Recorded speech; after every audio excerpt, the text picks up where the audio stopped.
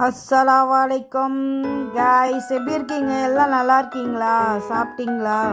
சரி, ஓகே, நம்ம இன்னைக்கு ஒரு விஷயத்தை பார்க்கலாம். இன்னைக்கு ஒரு ஸ்பெஷலான விஷயம். ஸோ நம்ம இன்னைக்கு பாலக்கீரை எப்படி ரெடி பண்ணுறது, ஹவு டு பாலக் ரோட்டி எப்படி ரெடி பண்ணுறதுன்னு நம்ம பார்க்கலாம். இப்போ நான் பாலக்கை ஆல்ரெடி நான் கிண்டிட்டேன்.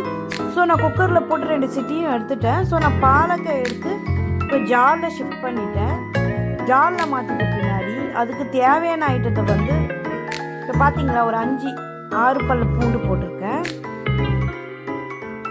6 பல் பூண்டு ப்ளஸ் ஒரு சின்ன பீஸ் ஜிஞ்சர் போட்டேன். அப்புறம் ஹஜ்வன் போட்டிருப்பேன். ஓமோ ஹஜ்வன் போட்டு, க்ரீன் சில்லி இருந்தால் 4 க்ரீன் சில்லி போட்டுக்கலாம். ஓகேவா? இப்போ தேவையான சால்ட்டு நம்ம போட்டுக்கலாம். அதில் இப்போ நம்ம அதை சால்ட்டு இப்போ நம்ம தேவையான அளவுக்கு மாவு எடுத்துக்கலாம். நம்ம ஒரு 1/2 kg மாவு தான் எடுத்தேன். ஸோ இப்போ இதெல்லாம் உப்பு போட்டுட்டு நம்ம இப்போ மிக்ஸி ஜாருக்கு ஆட்டின்னு வந்துடலாம். மிக்ஸி ஜாரில் போட்டோம் ஆல்ரெடி. ஸோ இப்போ நம்ம என்ன பண்ண போகிறோன்னா,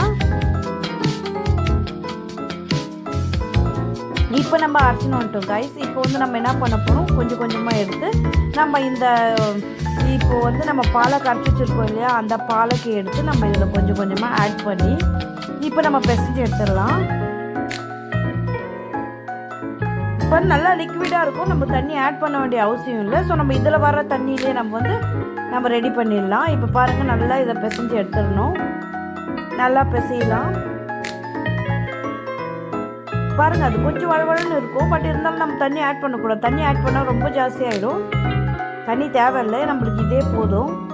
இதிலே மாவு போட்டு நம்ம ஆட் பண்ணிடலாம்.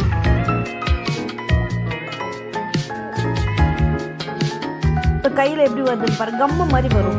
ஸோ நம்ம அதுக்காக நம்ம என்ன பண்ணணும், நம்ம இன்னும் அது ஃபஸ்ட்டு நல்லா பிசைஞ்சு எடுத்துட்டு நம்மளுக்கு இப்போ நல்லா இதை நம்ம ரொட்டி மாவு பிழிகிற பதத்துக்கு எடுத்துன்னு வரணும். இப்போ நம்ம நல்லா இதை பிசைஞ்சு ரவுண்ட் ஷேப் பண்ண வைக்கணும். இப்போ பாருங்கள், நம்மளுக்கு பிசைஞ்சு வந்துருச்சு, நல்லா ரவுண்ட் ஷேப்பில் வந்துனே இருக்குது. ஸோ நம்மளுக்கு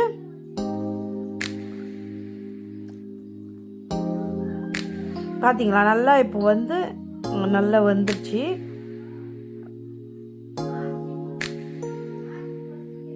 நல்லா பிசைஞ்சு வந்துருச்சு.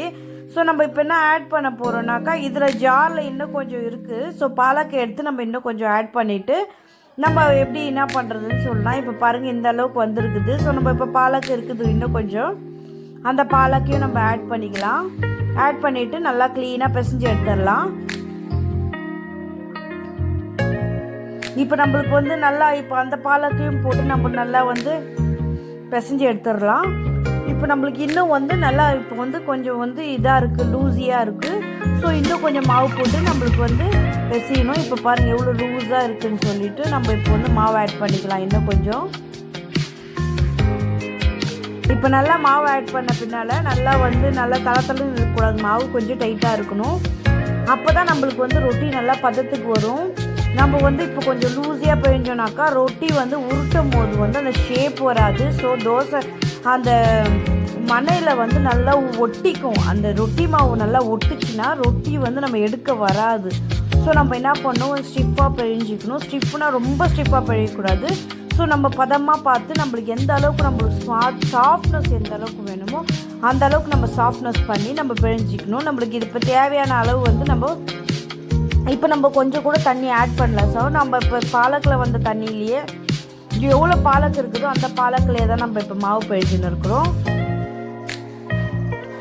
இப்போ பார்த்தீங்களா, நம்மளுக்கு எந்த பதம் வந்திருக்குதுன்னு. இப்போ நம்மளுக்கு டைட்டியாக வந்துருச்சு. இப்போ நம்மளுக்கு தேவையான பதத்துக்கு வந்துருச்சு. ஸோ நம்ம இப்போ நம்ம ஒரு 5 மினிட்ஸ்க்கு நம்ம எடுத்து வச்சிடலாம். அதுக்கப்புறம் தான் நம்ம அதை உருட்டலாம். ஏன்னா உடனே பண்ண முடியாது.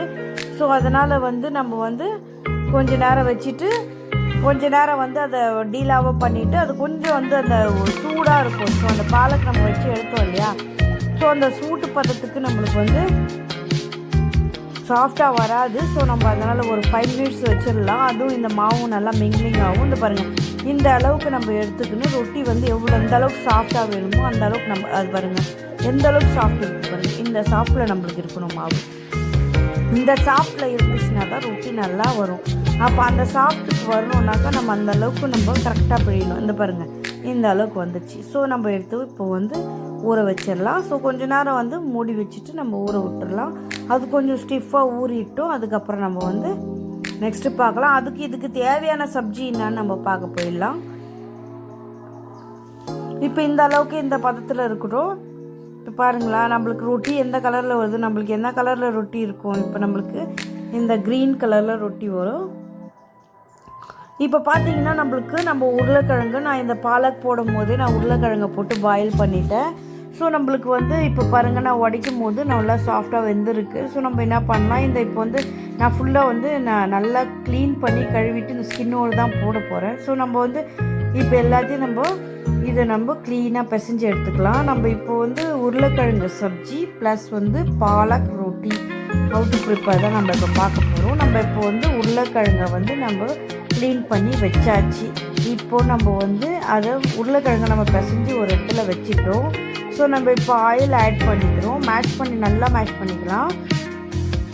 இப்போ ஆயில் ஆட் பண்ணிட்டோம். இதில் வந்து இப்போ கொஞ்சம் கடுகு ப்ளஸ் வந்து நம்ம அதிலே ஹஸ்பண்ட் போட்டிருக்கிறோம் இல்லையா. ஸோ அதனால் வந்து இப்போ நம்ம என்ன பண்ணுறோம், கொஞ்சம் கடுகு ஆட் பண்ணிக்கலாம். ப்ளஸ் வந்து ஜீரகத்தை போட்டு ஆட் பண்ணிக்கலாம். இப்போ கடுகு ஜீரகம் போட்டு நம்ம எண்ணெயில் போட்டு ஆட் பண்ணிக்கலாம். இப்போ நல்லா அது புரிஞ்சு வரும்போது பார்த்தீங்களா எந்த அளவுக்கு நம்மளுக்கு இப்போ புரிஞ்சு வருதுன்ட்டு. ஸோ நம்ம ஜீரா ஆட் பண்ணிட்டோம். ஜீரா ஆட் பண்ண உடனே இப்போ நம்ம வந்து ஆனியன் ஆட் பண்ணிக்கலாம். இப்போ நம்ம இங்கு போடுறோம். இது பெருங்காயம். நம்மளுக்கு வந்து அந்த தூள் வந்து போட்டு அவ்வளோ சீக்கிரம் கேஸ் ரிலீவ்ஸ் ஆகுறது இல்லைன்னு சொல்லிட்டு நான் என்ன பண்ணேன், கட்டி பெருங்காயத்தை வந்து நல்லா பவுட்ரு பண்ணி மேஷ் பண்ணி போட்டுக்கலாம். இப்போ நான் வந்து பெருங்காயத்தை போட்டாச்சு. இப்போ பெருங்காயம் போட்டதுனால நம்மளுக்கு வந்து நல்லா வதங்கி வந்துருச்சு. ஸோ நம்ம இப்போ வந்து ஆனியனை வந்து ஆட் பண்ணிக்கலாம். ஆனியன் போட்டாச்சு. இப்போ ஆனியன் போட்டு ஒரு கொஞ்சம் நேரம் நம்ம வந்து நல்லா ப்ரௌனிஷாக வந்த உடனே நம்ம அந்த ப்ரௌனிஷாக வரும்போது நைட்டு ஆட் பண்ணிக்கலாம். நம்ம இப்போ வந்து ப்ரௌனிஷாக வரட்டும். இப்போ ஜிஞ்சரும் கார்லிக்கை வந்து நல்லா சாப் பண்ணி நான் போட்டிருக்கேன். ஸோ நம்ம இப்போ ஜிஞ்சர் கார்லிக் வந்து சாப் பண்ணி போட்டாச்சு. அது கொஞ்சம் நல்லா வதங்கட்டும். அப்போ வந்து அந்த சப்ஜி ஸ்மெல்லு நல்லா டேஸ்ட் வரும். அந்த டேஸ்ட்டுக்கு வந்து நம்ம தகுந்த மாதிரி நம்ம அந்த ரொட்டிக்கு தகுந்த மாதிரி நல்லா டேஸ்ட்டாக இருக்கும். இதை நீங்கள் கண்டிப்பாக ட்ரை பண்ணுங்கள். இப்போ நம்ம வந்து இங்கே போட்டு நல்லா வந்து வதக்கின்னு இருக்கிறோம். ஜிஞ்சர் கார்லிக் போட்டோம். இப்போ வந்து சாப் பண்ணி தான் போட்டுக்கிறோம், பேஸ்ட் போடல. ஸோ நம்மளுக்கு பேஸ்ட் போட்டால் வேறு ஃப்ளேவர் வரும், நம்ம சாப் பண்ணி போட்டால் வேறு ஃப்ளேவர் வரும். இப்போது நம்ம வந்து டர்மரிக் பவுடர் வந்து ஆட் பண்ணிக்கலாம். 1/2 டீஸ்பூன் ஆட் பண்ணிட்டோம். டர்மரிக் வந்து நம்ம 1/2 டீஸ்பூன் ஆட் பண்ணிட்டோம். நல்லா இப்போ வந்து சால்ட் ஆட் பண்ணிக்கலாம். இப்போ நம்ம தேவையான அளவுக்கு நம்மளுக்கு எவ்வளோ தேவையோ அந்த அளவுக்கு நம்ம சால்ட் ஆட் பண்ணிக்கலாம். இப்போ நான் வந்து ஒரே ஒரு தக்காளி மட்டும் எடுத்து வச்சேன். அந்த தக்காளி வந்து நம்ம ஆட் பண்ணிக்கலாம். இப்போ தக்காளி அதுக்குள்ளேயே நல்லா மேஷ் பண்ணிக்கணும். ஏன்னா தக்காளியோட புளிப்பு வந்து ரொம்ப ஜாஸ்தியாக இருந்துச்சுன்னா அந்த உருளைக்கிழங்குக்கு டேஸ்ட் டிஃப்ரெண்ட்டாக மாறிடும். ஸோ அதனால் வந்து நம்ம தக்காளியை வந்து நம்ம ஒரே ஒரு தக்காளி தான் சின்ன சைஸில் ஒரே ஒரு தக்காளி மட்டும் ஆட் பண்ணி இதில் மேஷ் பண்ணிக்கலாம். இப்போ நல்லா அந்த எண்ணெயில் வதங்கின உடனே நல்லா மேஷ் ஆகிடுச்சு. ஸோ தக்காளி தெரியாது நம்மளுக்கு தக்காளி ஆட் பண்ண மாதிரி. ஸோ நம்ம தக்காளி போட்டு நல்லா மேஷ் பண்ணிக்கிறோம். இப்போ நல்லா நம்ம கரண்டிலே வந்து மேஷ் பண்ணிக்கலாம். மேஷ் பண்ணிவிட்டு கொஞ்சம் நேரம் ட்ரை பண்ணலாம். அப்போ அந்த தக்காளி ஸ்மெல் போகும். ஸ்மெல் போனோடனையும் இப்போ நம்மளாம் ரெட் சில்லி வந்து சில்லியில் ரெட்டு சில்லியை தான் நம்ம போட போகிறோம், பவுட்ரு இல்லை. ரெட் சில்லியை வந்து சீட்ஸ் எல்லாம் ஃபஸ்ட்டு நம்ம வந்து ரெட் சில்லி எடுத்துகிட்டு ஃபுல்லாக அதை க்ளீன் பண்ணிவிட்டு சீட்ஸ் எடுத்துகிட்டு நம்ம ரெட் சில்லி ஆட் பண்ணிக்கலாம் ஃப்ளேவருக்காக. இப்போ நம்ம ஃப்ளேவருக்காக ரெட் சில்லி ஆட் பண்ணிவிட்டு நம்ம இப்போ ஆலு எடுத்து நம்ம போட்டுடலாம். மேஷ் பண்ண உருளைக்கிழங்கு எடுத்து நம்ம அதுக்குள்ளே ஆட் பண்ணிக்கலாம். ஆட் பண்ணிவிட்டு நம்ம வந்து இதில் வந்து நல்லா கொஞ்சம் ட்ரை ஃப்ரை பண்ணின்னு வரணும். அந்த சால்ட்டு இதெல்லாமே போய் அதில் மேஷ் ஆகும். அது வந்து நல்லா மேஷ் ஆன உடனே ஒரு 1/2 கிளாஸ் வாட்டர் போட்டு நம்ம ஆட் பண்ணிவிட்டு 1/2 கிளாஸ் வாட்டர் போட்டு நம்ம ஆட் பண்ணிவிட்டு இப்போ வந்து நம்ம அந்த சப்ஜி பார்த்தீங்களா, இப்போ நம்ம 1/2 கிளாஸ் வாட்டர் நம்ம ஆட் பண்ணுறதுனால இப்போ வந்து அந்த வாட்டரோட அது சேர்ந்து அந்த சப்ஜி ஃபுல்லாக அந்த ஃப்ளேவரு டேஸ்ட்டு எல்லாமே டிஃப்ரெண்ட்டாக கொடுத்துரும். நான் வீட்டில் அரைச்ச மசாலா கொஞ்சம் இருக்குது. நான் பெப்பரு ஜிஞ்சர் நான் பெப்பரு ப்ளஸ் வந்து சோம்பு ஜீரா வந்து கரம் மசாலா ஐட்டத்தை நம்ம வீட்டில் அரைச்சி வச்சுருக்கோம். ஸோ அந்த மசாலாவுக்கு ஒரு பிஞ்சு ஆட் பண்ணிக்கலாம். அப்போ தான் அந்த ஃப்ளேவருக்கு அந்த டேஸ்ட்டு நல்லா ஸ்மெல் நல்லா கமகமன்னு வரும். அதை வந்து நம்ம ஆட் பண்ணிக்கலாம்.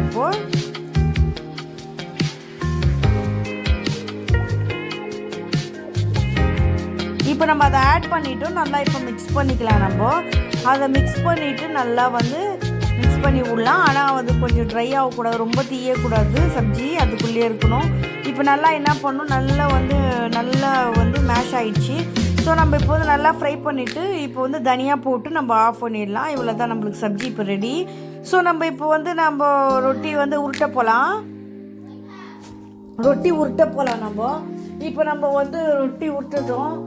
இப்போ நல்லா உருட்டிட்டு இப்போ வந்து நம்ம இப்போ சப்ஜி ரெடி ஆகிடுச்சு. இப்போ ஆஃப் பண்ணிடலாம். மாவை எந்த பதத்துக்கு எடுக்கலாமோ அந்த பதத்துக்கு எடுத்துக்கலாம். நம்ம இப்போ மாவை எடுத்துட்டோம். நம்ம ரொட்டி எப்படி உருட்டணுமோ உருட்டினே இருக்கலாம். இப்போ நம்ம வந்து இந்த நல்லா உருட்டிட்டு இப்போ நம்ம அது வச்சுருந்தோம் இல்லையா, 5 மினிட்ஸ் வச்சுருந்தோம். 5 மினிட்ஸ் வச்சதுனால இப்போ வந்து அது வந்து இப்போது அதை வந்து இப்போ நம்ம நல்லா பிழிஞ்சுன்னுக்குறோம். நல்லா பிழிஞ்சிட்டோம். இப்போ நம்ம வந்து மாவு ஒரு பதத்துக்கு நம்ம எடுக்கிறோம். இந்த லெவலுக்கு தான் நம்ம எடுத்துக்கணும் ரொட்டிக்கு. இப்போ இந்த லெவலுக்கு எடுத்துகிட்டு நம்ம மாவு நல்லா உருட்டிட்டு ஸோ நம்ம இப்போ ஆயில் அதில் ஆட் பண்ணிவிட்டோம். ஆயில் ஆட் பண்ண பின்னாடி இப்போது ஆயில் தானே ஆட் பண்ணிட்டு நம்ம மடிச்சிக்கலாம். மடிச்சிக்கலாம். ஸோ இப்போ 3ஆக மடிச்சிட்டு நம்ம இப்போ வந்து 3ஆக மடிச்சிட்டு இப்போ மாவு போட்டுட்டு நம்ம வந்து நல்லா உருட்ட ஆரம்பிச்சிடலாம். இப்போ நான் ஒரு கையில் மொபைல் வச்சுருக்கிறதுனால சாரி உங்களுக்கு நான் காட்ட முடியல. ஸோ நான் இப்போ வந்து உருட்டிட்டேன் பார்த்தீங்களா. இப்போ உருட்டிட்டு நம்ம தவாக்குள்ளே போட்டுடலாம். இப்போ நம்ம தவாவில் போட்டுட்டு இப்போ வந்து ஆயில் ஆட் பண்ணிக்கலாம். நல்லா தவா வந்து ஆல்ரெடி சூடாகிடுச்சு.